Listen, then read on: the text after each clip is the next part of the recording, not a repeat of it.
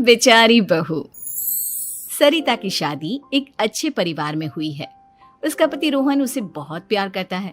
घर में उसकी सास शांति और ननद मीनाक्षी भी है, जो सरिता के किसी काम में दखल अंदाजी नहीं करती। लेकिन फिर भी सरिता को ऐसा लगता है कि दुनिया की सबसे ज्यादा बेचारी बहू वही है और सबसे ज्यादा अत्याचार उसी पर हो रहा है। माँ जी, ये लीजिए आपकी चाय। अरे बहू, तूने इतनी ज्यादा चीनी क्यों डाल दी चाय में? हाय हाय माँ जी, मैंने तो उतनी ही मीठी बनाई है जितनी मीठी आपको पसंद है। माँ जी, आपको तो मेरे हाथ की चाय अच्छी ही नहीं लगती। जब देखो कुछ न कुछ कमी निकाल ही देती हो। अरे बहू, तू एक बात के पीछे ही पड़ जाती है। मैंने ऐसा कब कहा कि तू रोज चाय खराब बनाती है? सरिता अपने कमरे में चली जाती है और फोन उठाकर अपनी माँ से बात करती है। हेलो माँ, कैसी हो आप? क्या कर रही हो? मैं तो ठीक हूँ, पर तू बता, तेरा मूड कैसा है? तेरी आवाज से लग रहा है कि कुछ तो हुआ है तेरे ससुराल में। अरे क्या बताऊँ माँ, यहाँ तो हर समय मेरे साथ बहुत बुरा व्यवहार होता है। मैंने अपनी सास के लिए इतनी अच्छी चाय बनाई, लेकिन मेरी सास चाय पीते ही मुझे 4 बातें सुना दी। बेटी, तू इतनी छोटी छोटी बातों पर ध्यान ही क्यों देती हो? तुम्हारी सास ने कुछ बोल भी दिया तो क्या हो गया, वो बड़ी है ना तुझसे। माँ ने इतना समझाया, लेकिन इस बात का सरिता पर कोई असर नहीं हुआ। अपनी बेचारी बहू की छवि वो बदलना ही नहीं चाहती। अगली सुबह सब नाश्ते की टेबल पर बैठकर नाश्ता कर रहे थे। तभी सरिता ने अपने पति से कहा, सुनिए जी, मुझे ना आज बाजार से कुछ सामान लेकर आना है। आज आप ऑफिस से आने के बाद मुझे लेकर चलना ना। भाभी, मुझे भी कुछ किताबें खरीदनी है। आप दोनों जा ही रहे हो तो मेरी किताबें भी ले आना। लो, अभी तो बात ही की है बाजार जाने की, तो एक फरमाइश आ गई। माँ जी, आप भी बता दो कुछ, और हाँ, मोहल्ले वालों से भी बोल दो अगर वो कुछ मंगवाना चाहते हो तो। बेचारी मीनाक्षी अपना सा मुंह लेकर रह गई। ये सब देखकर रोहन से चुप नहीं रह गया और वो गुस्से में बोला, सरिता, क्या हो गया है तुम्हें? मीनाक्षी ने तो सिर्फ किताबों के लिए बोला है। तुम्हें मीनाक्षी से इस तरह से बात नहीं करनी चाहिए। माफी मांगो उससे अभी। क्या? मैं माफी मांगू? दिन भर आपके घर के काम करूं मैं, आपकी और आपके घर वालों की बातें सुनूं मैं, और अब माफी भी मैं मांगू? ऐसा कभी नहीं हो सकता। ये बोलकर सरिता वहां से चली जाती है। एक दिन उनकी पड़ोसन घर आती है। अरे सरिता, क्या कर रही है? और क्या करूंगी भाभी जी, बस घर का काम ही कर रही हूँ। आप बताओ कैसे आना हुआ? अरे मैं तो तुम्हारा हालचाल पूछने आई थी, लेकिन तुम तो बिजी लग रही हो। कोई बात नहीं, मैं बाद में आ जाऊंगी। और क्या करूं भाभी जी, जब से शादी होकर आई हूँ ना, बस काम ही कर रही हूँ। और इस घर में ना कोई मेरी कदर नहीं करता। पति है जो बस घर से ऑफिस, ऑफिस से घर। ननद को तो कॉलेज से फुर्सत नहीं। बची सास तो उनका सारा समय मेरी गलतियां निकालने में लग जाता है। अरे ये क्या कह रही हो सरिता?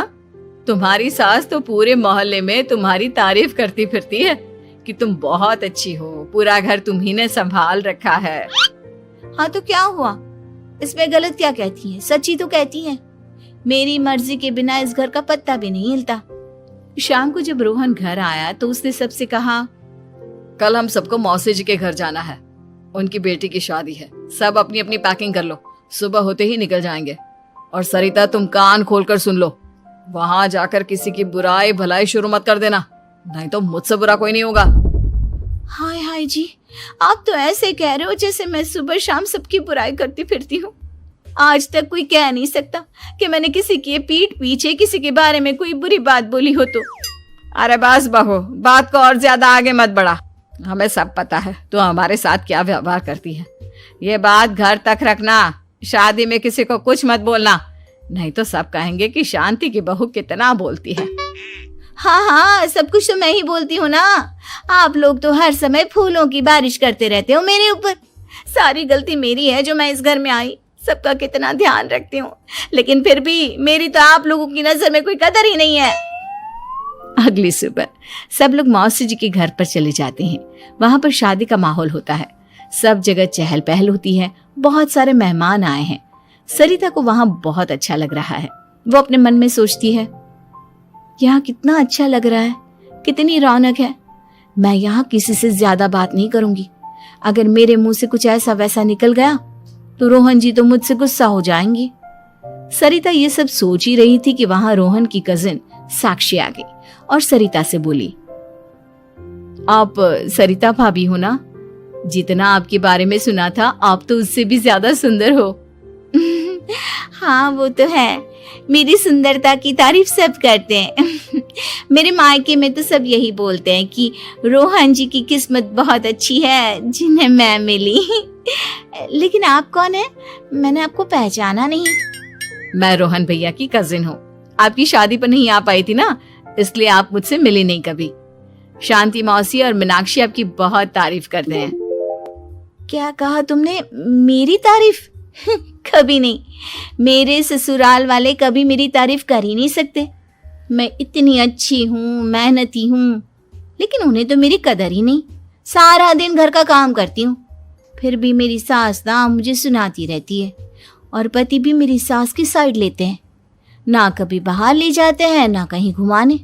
अगर घुमाने के लिए कभी बोल भी देना तो उनकी बहन बीच में आ जाती है। मैं कैसे रह रही हूँ उस घर में ये मैं ही जानती हूँ। सरिता की ये बातें सुनकर साक्षी को बड़ी हैरानी हुई। अब वो हर किसी के सामने अपनी बढ़ाई और ससुराल वालों की बुराई करने लगी। रोहन और शांति को सरिता पर बहुत गुस्सा आया, लेकिन वो चुप रहे। अगले दिन जब वो अपने घर पर आए, सरिता, तुमने क्यों सबके सामने मेरी इज्जत का तमाशा बनाया? तुमसे बोला था ना कि चुप रहना। अजी ऐसा भी क्या कह दिया मैंने जो इतना भड़क रहे हो? तुम जहां जाती हो अपना रोना शुरू कर देती हो, कभी किसी दूसरे की बात ही नहीं सुनती, बस अपनी कहती रहती हो। तुमने सबके सामने हमारा तमाशा बनाकर रख दिया है। हे भगवान, मुझे अपने पास बुला ले। जिस घर में मेरी कदर ही नहीं उस घर में मेरा क्या काम? अरे क्या करूंगी मैं यहाँ रहकर? जो भी आता है मुझे सुनाकर चला जाता है। मैं तो किसी से कुछ नहीं कहती। सीधी सादी बहू मिल गई है ना सबको, तो जो जी में आए वो करो। सरिता ने अपने आगे किसी को कुछ बोलने ही नहीं दिया और उस दिन भी उसने सबके सामने खुद को बेचारी बना ही दिया। अगले दिन मीनाक्षी कॉलेज के लिए लेट हो रही थी, इसलिए वो हर काम जल्दी जल्दी कर रही थी। अपना नाश्ता लेने किचन में गई और पतीले में रखे गरम दूध को गिलास में डालने लगी। दूध का पतीला उसके हाथ से छूट गया और गरम गरम दूध उसके हाथ पर गिर गया। ओए माँ, हाय मेरा हाथ, माँ मेरा हाथ जल गया। मीनाक्षी की आवाज सुनकर सरिता दौड़ती हुई आई। ये क्या किया तुमने? तुम्हें नाश्ता चाहिए था तो मुझसे बोल देती, मैं क्या मना करती थी? अब पता नहीं कितने दिन की मुसीबत पाल ली तुमने। सरिता मीनाक्षी को उसके कमरे में ले गई और उसका बहुत ख्याल रखा। उसका इस तरह से ख्याल रखना शांति और रोहन को थोड़ा अजीब लगा। माँ, सरिता के दिमाग का भी कुछ पता नहीं। कल शादी में सबको इतना कुछ बोल कर आई है हमारे बारे में, और अब मीनाक्षी की कितनी अच्छी देखभाल कर रही है। ये ऐसा क्यों करती है? बेटा, तेरी बीवी की ना आदत हो गई है सबके सामने खुद को बेचारी दिखाने की, और आदत इतनी जल्दी नहीं बदलती। जब ये बोलना शुरू करती है तो रुकने का नाम ही नहीं लेती, इसलिए इसे पता ही नहीं चलता कि ये किसके सामने क्या बोली जा रही है। लेकिन दिल की बहुत अच्छी है।